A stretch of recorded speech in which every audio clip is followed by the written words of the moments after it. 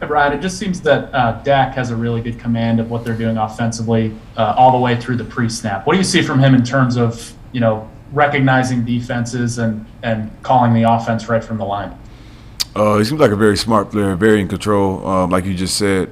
So I mean that gives them I would say, somewhat of a kind of an advantage because like having a coach on the field, you know what I mean. So for him to make all those checks, make all the slides or whatever hot routes, anything audibles that he has to make, it's kind of a great asset for offense.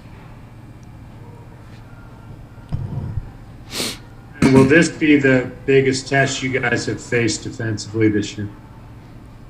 What? I mean, my bad. What'd you say? Sorry, yeah. Will this be the biggest test you guys have faced as a defense?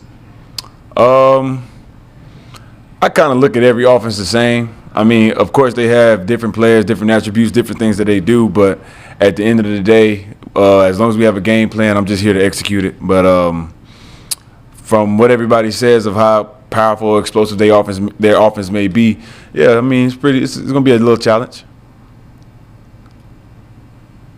Will Pelagic?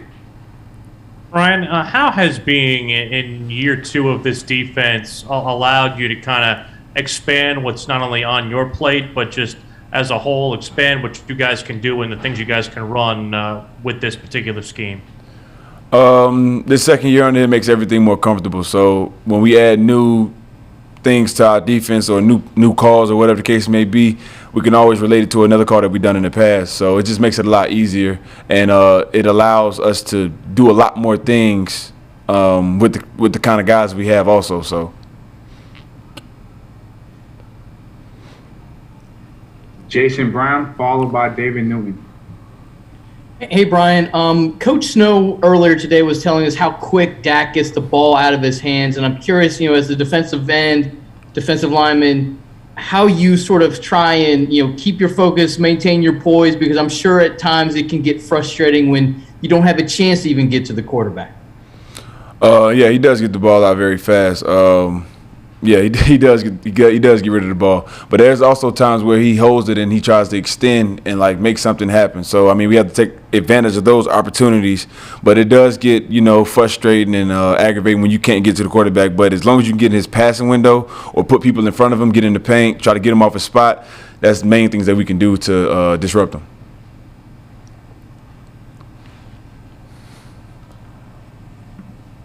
Hey, Brian. David Newton here. How does it change anything with two starters out on the back end of this defense, and how does that impact you guys up front and what you can do?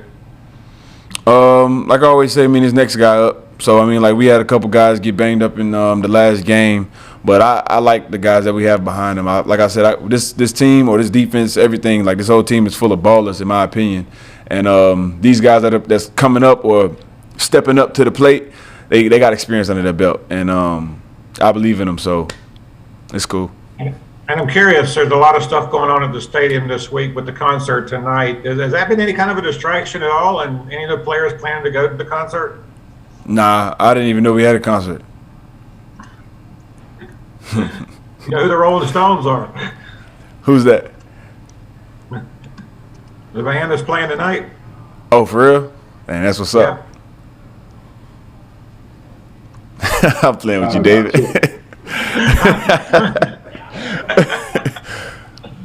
Come on, hang out with us. Nah, I'm going home. I'm tired.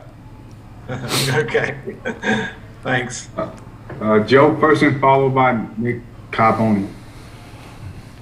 I don't know how to follow that up, man, but I would ask you, Brian, you were talking about getting pressure on Dak. The Eagles got to him, I think, 4 times on Monday night. Anything you saw in that tape that kind of gave you some confidence, or anything that looks similar to what y'all try to do? Not really. I feel like we're very versatile as far as the defense. Like we have a lot of guys that can do a lot of things, and I feel just I feel like we have a great plan to get after Dak. Like I said, he does get rid of the ball fast, and it's going to be a challenge. But I feel like we got the guys to do it.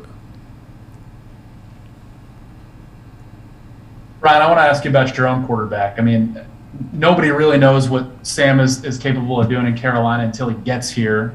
From a defensive perspective and somebody that was already here when he got here, how much confidence have you gained in him and where he can potentially help take you guys through the first 3 weeks here? I think Sam has been proven to be a baller, not only to me, but I think just to the world. Like these 3 games, but really these 2 games, he's really balled out and showed his leadership and his poise in the pocket, like and really made some great throws. So I expect big things from him from this game, and I expect him to do the things that he's been doing. Like he's been doing it every day, day in and day out. So I expect the same thing. Cameron Grant. Brian, when Tommy Trimble came in here, he kind of had a reputation for intensity. You know, when he was blocking people at Notre Dame, that was sort of his rep.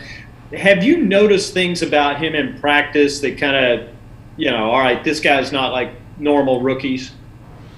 Yeah, I think the way he goes about his business is very professional. From seeing that from a rookie, you know how when you're a rookie, like you make a lot of mistakes, so you don't really buy into you feel me, like the side of it being a business. You know what I mean? Like as far as taking care of his body, like he's being a great pro. Like I'm here like till 6 o'clock, 6:30, and he's like one of the last guys I see with me. So like he take care of his body. He watches every extra film. And it's really showing up on the field because he's being more than just a blocker now. You feel what I'm saying? Like he's adding other attributes and other phases to his game, and that's really big for a rookie to do.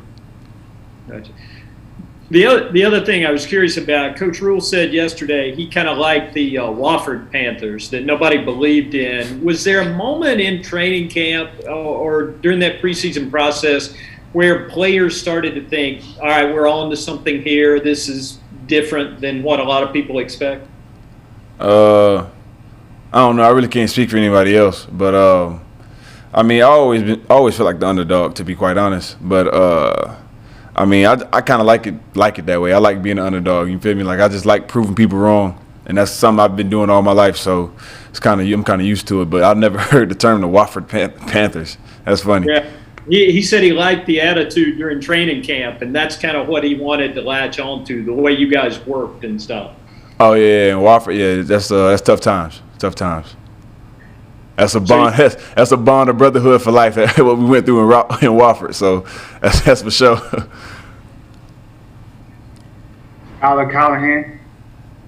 Hey, Brian, Coach Snow said earlier that he said that some of the younger guys from last year, they played a lot of snaps and it kind of helped them so far early this season. Derek Brown seems like he's taking a major step this year. What do you think of him through the first 3 games, and what has he improved on particularly, at least from your eyes?